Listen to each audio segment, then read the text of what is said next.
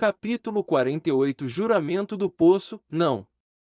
Exclamei de repente, não que, tinha havido alguns minutos de silêncio, durante os quais refleti muito e acabei por uma ideia, o tom da exclamação, porém, foi tão alto que espantou a minha vizinha, não há de ser assim, continuei. Dizem que não estamos em idade de casar, que somos crianças, criançolas, já ouvi dizer criançolas. Bem, mas 2 ou 3 anos passam depressa. Você jura uma coisa? Lura que só há de casar comigo. Capito não hesitou em jurar, e até lhe vi as faces vermelhas de prazer. Jurou 2 vezes e uma terceira, ainda que você queise com outra, cumprirei o meu juramento, não casando nunca. Que eu queise com outra. Tudo pode ser. Bentinho. Você pode achar outra moça que lhe queira, apaixonar-se por ela e casar. Quem sou eu para você lembrar-se de mim nessa ocasião? Mas eu também juro. Juro, Capitu, juro por Deus Nosso Senhor que só me casarei com você. Basta isto, devia bastar, disse ela, eu não me atrevo a pedir mais. Sim, você jura. Mas juremos por outro modo, juremos que nos havemos de casar um com o outro, haja o que houver, compreendeis a diferença, era mais que a eleição do cônjuge, era a afirmação do matrimônio. A cabeça da minha amiga sabia pensar claro e depressa. Realmente, a fórmula anterior era limitada, apenas exclusiva. Podíamos acabar solteirões, como o sol e a lua. Sem mentir ao juramento do poço. Esta fórmula era a melhor, e tinha a vantagem de me fortalecer o coração contra a investidura eclesiástica. Juramos pela segunda fórmula, e ficamos tão felizes que todo receio de perigo desapareceu. Éramos religiosos, tínhamos o céu por testemunha. Eu nem já temi o seminário, se teimarem muito, irei, mas faço de conta que é um colégio qualquer, não tomo ordens. Capitu temia nossa separação, mas acabou aceitando este alvitre, que era o melhor. Não afligíamos minha mãe, e o tempo correria até o ponto em que o casamento pudesse fazer-se. Ao contrário, qualquer resistência ao seminário confirmaria a denúncia de José Dias. Esta reflexão não foi minha, mas dela. Capítulo 49 Uma vela aos sábados. Eis aqui como, após tantas canseiras, tocávamos o porto a que nos devíamos ter abrigado logo. Não nos censures, piloto de má morte, não se navegam corações como os outros mares deste mundo. Estávamos contentes, entramos a falar do futuro. Eu prometi a minha esposa uma vida sossegada e bela, na roça ou fora da cidade. Viríamos aqui uma vez por ano. Se fosse em Arrabalde, seria longe, onde ninguém nos fosse aborrecer.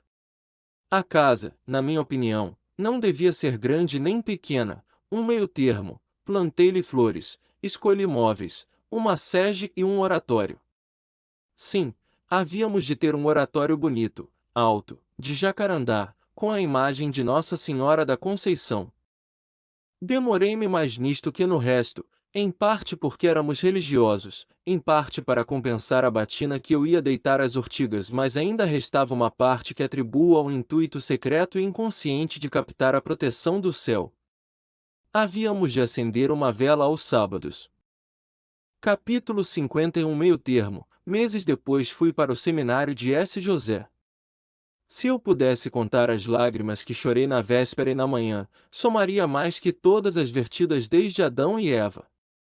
Há nisto alguma exageração, mas é bom ser enfático, uma ou outra vez, para compensar este escrúpulo de exatidão que me aflige. Entretanto, se eu me ativer só à lembrança da sensação, não fico longe da verdade, aos 15 anos, tudo é infinito. Realmente, por mais preparado que estivesse, padeci muito. Minha mãe também padeceu, mas sofria com alma e coração, demais. O padre Cabral achará um meio termo, experimentar minha vocação, se no fim de 2 anos, eu não revelasse vocação eclesiástica. Seguiria outra carreira. As promessas devem ser cumpridas conforme Deus quer.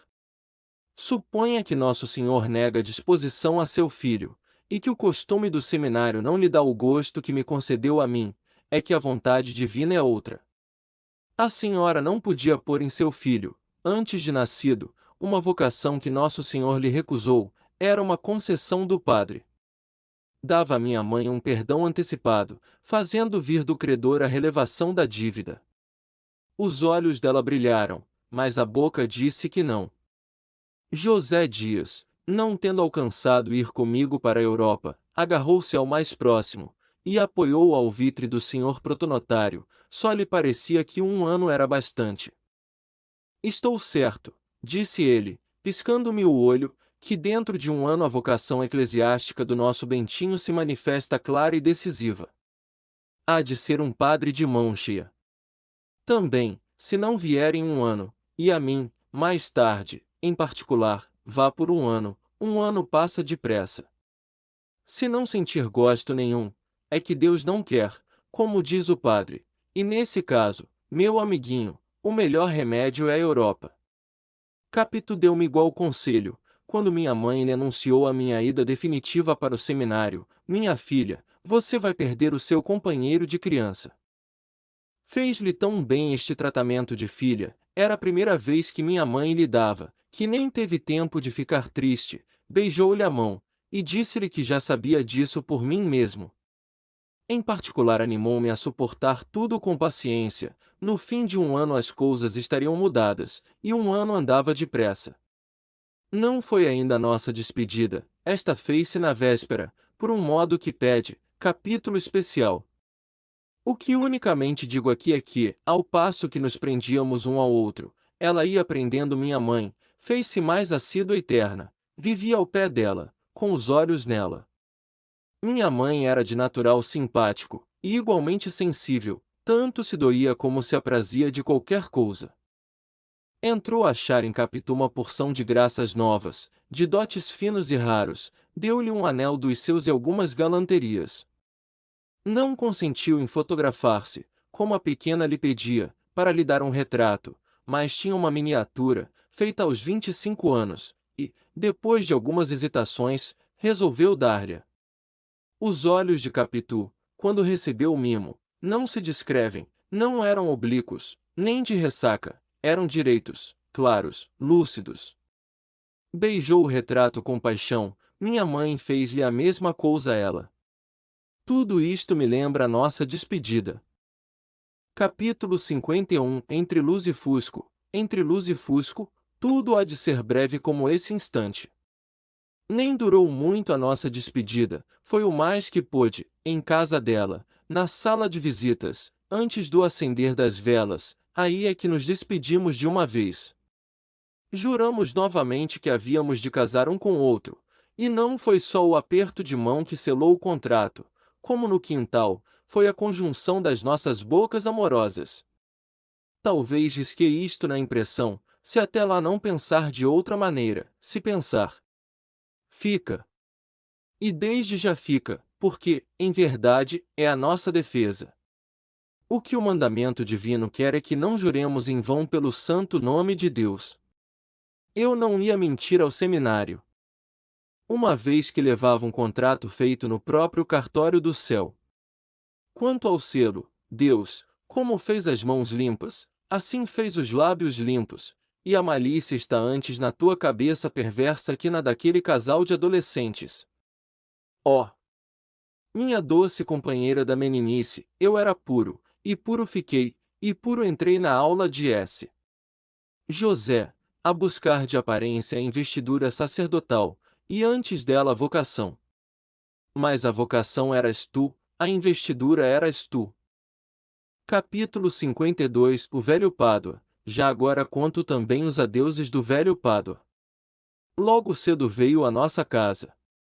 Minha mãe disse-lhe que fosse falar-me ao quarto. Dá licença? Perguntou metendo a cabeça pela porta. Fui apertar-lhe a mão, ele abraçou-me com ternura. Seja feliz! Disse-me. A mim e a toda a minha gente creia que ficam muitas saudades. Todos nós estimamos muito ao Senhor, como merece. Se lhe disserem outra coisa, não acredite. São intrigas. Também eu, quando me casei, fui vítima de intrigas, desfizeram-se.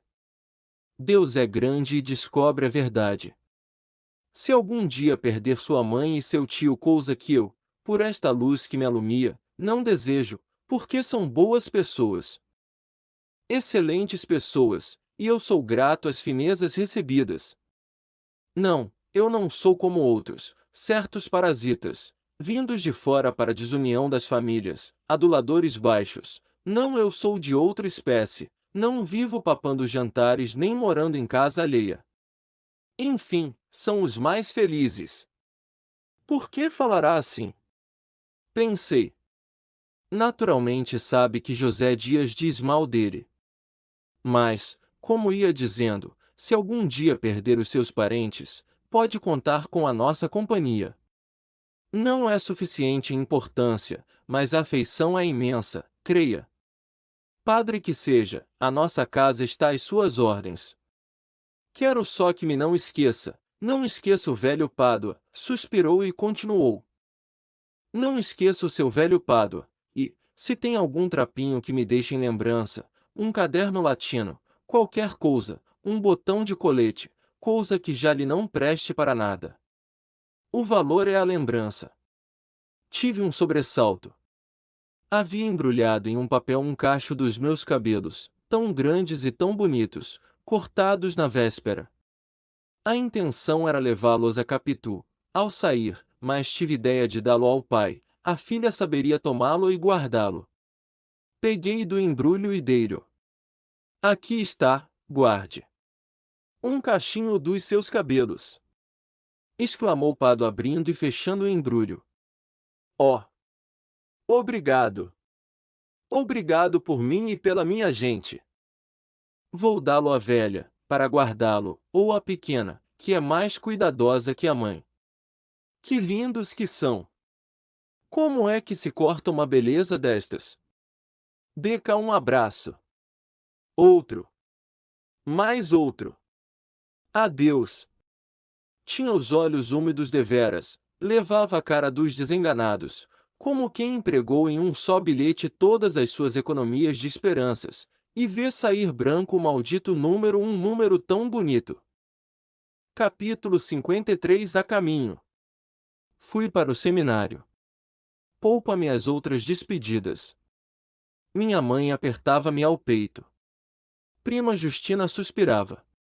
Talvez chorasse mal ou nada. Há pessoas a quem as lágrimas não acodem logo nem nunca, disse que padecem mais que as outras. Prima Justina disfarçava naturalmente os seus padecimentos íntimos, emendando os descuidos de minha mãe, fazendo-me recomendações, dando ordens. Tio Cosme, quando eu lhe beijei a mão em despedida, disse-me rindo, anda lá, rapaz, volta-me papa. José Dias, composto e grave, não dizia nada a princípio, tínhamos falado na véspera, no quarto dele, onde fui ver se era ainda possível evitar o seminário. Já não era, mas deu-me esperanças e principalmente animou-me muito. Antes de um ano estaríamos a bordo. Como eu achasse muito breve, explicou-se. Dizem que não é bom tempo de atravessar o Atlântico, vou indagar, se não for, iremos em março ou abril. Posso estudar medicina aqui mesmo. José Dias correu os dedos pelos suspensórios com um gesto de impaciência, apertou os beiços, até que formalmente rejeitou o alvitre. Não duvidaria provar a ideia, disse ele, se na escola de medicina não ensinassem, exclusivamente, a podridão alopata.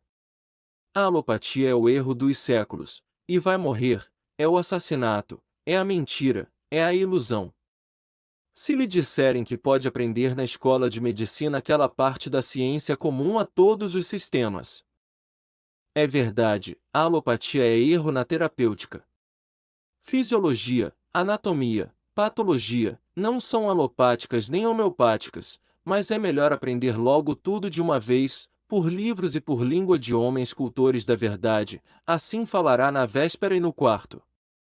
Agora não dizia nada, ou proferi algum aforismo sobre a religião e a família, lembro-me deste: dividi-lo com Deus é ainda possuí-lo. Quando minha mãe me deu o último beijo, quadro amantíssimo, suspirou ele. Era manhã de um lindo dia. Os moleques cochichavam, as escravas tomam a bênção, bênção, nhô Bentinho. Não se esqueça de sua Joana. Sua Miquelina fica rezando por vós, Messê. Na rua José Dias insistiu nas esperanças: aguente um ano, até lá tudo estará arranjado. Capítulo 54 Panegírico de Santa Mônica, no seminário. Não vou contar o seminário, nem me bastaria isso um capítulo. Não, senhor meu amigo, algum dia. Sim, é possível que componha um abreviado do que ali vi e vivi, das pessoas que tratei, dos costumes, de todo o resto. Esta sarna de escrever, quando pega aos 50 anos, não despega mais. Na mocidade é possível curar-se um homem dela, e, sem ir mais longe, aqui mesmo no seminário tive um companheiro que compôs versos, à maneira dos de Junqueira Freire, cujo livro de frade poeta era recente. Ordenou-se anos depois encontrei-o no coro de São Pedro e pedi-lhe que me mostrasse os versos novos. Que versos? Perguntou meio espantado. Os seus. Pois não se lembra que no seminário, Sorriu ele. Sorriu, e continuando a procurar num livro aberto a hora em que tinha de cantar no dia seguinte, confessou-me que não fizera mais versos depois de ordenado. Foram cócegas da mocidade, coçou-se, passou, estava bom. E falou-me em prosa de uma infinidade de coisas do dia. A vida cara, um sermão do Padre X, uma vigararia mineira, contrário a isso foi um seminarista que não seguiu a carreira. Chamava-se. Não é preciso dizer o nome, baste o caso. Tinha composto um panegírico de Santa Mônica, elogiado por algumas pessoas e então lido entre os seminaristas. Alcançou licença de imprimi-lo. E dedicou-o a Santo Agostinho. Tudo isso é história velha, o que é mais moço é que um dia, em 1882, indo ver certo negócio em repartição de marinha, ali dei com este meu colega, feito chefe de uma seção administrativa. Deixará seminário, deixará letras, casar e esquecerá tudo, menos o panegírico de Santa Mônica, umas 29 páginas, que veio distribuindo pela vida fora. Como eu precisasse de algumas informações, fui pedir-lhes, e seria impossível achar melhor nem mais pronta vontade, deu-me tudo, claro, certo, copioso naturalmente conversamos do passado, memórias pessoais, casos de estudo, incidentes de nada, um livro, um verbo, um mote, toda a velha palhada saiu cá fora, e rimos juntos, e suspiramos de companhia. Vivemos algum tempo do nosso velho seminário. Ou porque eram dele, ou porque éramos então moços, as recordações traziam tal poder de felicidade que, se alguma sombra contrária houve então, não apareceu agora. Ele confessou-me que perderá de vista todos os companheiros do seminário. Também eu, quase todos, uma vez ordenados. Voltaram naturalmente às suas províncias, e os daqui tomaram vigararias fora. Bom tempo! Suspirou ele. E, após alguma reflexão, fitando em mim uns olhos murchos e teimosos, perguntou-me: conservou o meu panegírico? Não achei que dizer, tentei mover os beiços, mas não tinha palavra, afinal perguntei: panegírico? Que panegírico? O meu panegírico de Santa Mônica. Não me lembrou logo, mas a explicação devia bastar, e depois de alguns instantes de pesquisa mental, respondi que por muito tempo conservara, mas as mudanças, as viagens, hei de levar-lhe um exemplar. Antes de 24 horas estava em minha casa, com folheto, um velho folheto de 26 anos. Encardido, manchado do tempo, mas sem lacuna, e com uma dedicatória manuscrita e respeitosa. É o penúltimo exemplar, disse-me, agora só me resta um, que não posso dar a ninguém. E como me visse folhear o opúsculo, veja se lhe lembra algum pedaço, disse-me. 26 anos de intervalo fazem morrer amizades mais estreitas e assíduas, mas era cortesia, era quase caridade recordar alguma lauda. Li uma delas, acentuando certas frases para lhe dar a impressão de que achavam eco em minha memória. Concordou que fossem belas, mas preferia outras, e apontou-as. Recorda-se bem? Perfeitamente. Panegírico de Santa Mônica. Como isto me faz remontar os anos da minha mocidade. Nunca me esqueceu o seminário, creia. Os anos passam, os acontecimentos vêm uns sobre outros, e as sensações também, e vieram amizades novas que também se foram depois, como é a lei da vida. Pois, meu caro colega, nada fez apagar aquele tempo da nossa convivência, os padres, as lições, os recreios, os nossos recreios, lembra-se? O padre Lopes, ó. O padre Lopes, ele, com os olhos no ar, devia estar ouvindo, e naturalmente ouvia, mas só me disse uma palavra, e ainda assim depois de algum tempo de silêncio, recolhendo os olhos e um suspiro. Tem agradado muito este meu panegírico.